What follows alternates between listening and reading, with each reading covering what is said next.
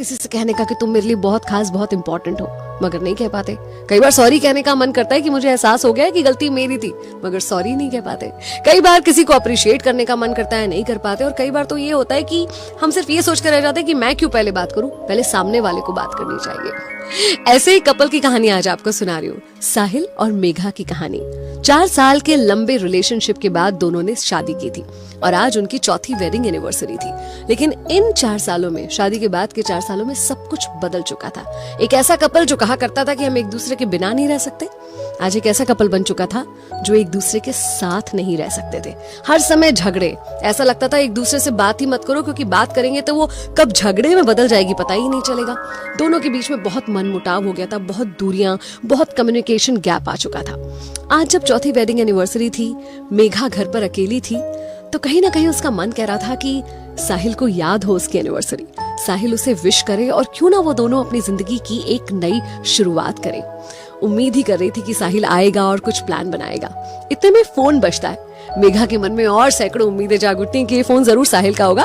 वो बोलेगा, happy anniversary Megha, चलो कुछ प्लान बनाते हैं, चलो कहीं चलते हैं। मेघा ने इसी एक्साइटमेंट के साथ फोन उठाया, लेकिन ये क्या, फोन पर साहिल की नहीं किसी और की आवाज थी।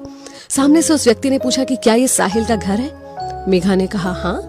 बोले, माफ कीजिएगा मैडम, आपको एक बुरी खबर देनी है। एक वॉलेट मिला है जिसमें से आपका ये नंबर मिला है मुझे, और जिस शख्स का वो वॉलेट था वो बच नहीं पाया। एक रोड एक्सीडेंट में उनकी जान चली गई। मेघा के हाथ से फोन छूट गया। वो कांपने लगी, उसे यकीन नहीं हो रहा था अपने कानों पर जो उसने सुना था। उसने कहा कि कैसे जा सकता है साहिल उसे छोड़कर।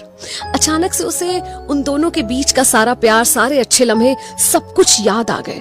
बिलक बिलक कर रो रही थी मेघा और बोल रही थी कि नहीं साहिल, तुम नहीं जा सकते, अभी हम दोनों को एक नई शुरुआत करनी थी। मेघा बहुत सारी गलतियों के लिए माफी मांग रही थी अब साहिल से।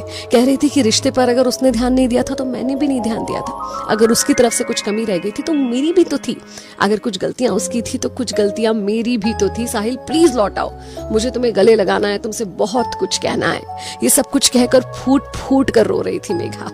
लगभग जमीन पर गिर चुकी थी रोते रोते मेघा। उसका बहुत बुरा हाल था। इतने में डोरबेल बजती है। किसी तरह से खुद को संभाल कर मेघा दरवाजा खोलती है तो देखती है सामने साहिल खड़ा था। उसे अपनी आंखों पर यकीन नहीं होता। रोते रोते साहिल के गले लग जाती है और उसे पूरी बात बताती है। साहिल ने कहा, आई एम सॉरी, मैं तुम्हें बताना भूल गया, आज मेरा वॉलेट चोरी हो गया था। मेघा ईश्वर का बहुत शुक्रिया अदा करती है और साहिल से दिल खोल कर माफी मांगती है और उससे कहती है कि हम दोनों अपनी जिंदगी की एक नई शुरुआत करते हैं, एक दूसरे को ज्यादा समझते हुए, ज्यादा प्यार करते हुए। लेकिन सबको दूसरा मौका मिले ये जरूरी नहीं होता। हो सकता है कि आपको किसी और को अप्रिशिएट करने का दूसरा मौका ना मिले। हो सकता है कि आपको उससे प्यार जताने का दूसरा मौका ना मिले। हो सकता है लाइफ आपको मौका ना दे ये कहने का कि वो व्यक्ति आपके लिए कितना इम्पोर्टेंट था। तो ये सारी अच्छी बातें जो किसी भी रिश्ते को बेहतर बना सकती हैं, भले ही सामने वाले की तरफ से ना सही, आपकी तरफ से ही सही, वो आज ही कर दीजिए, क्योंकि क्या पता कल होना हो। 94.3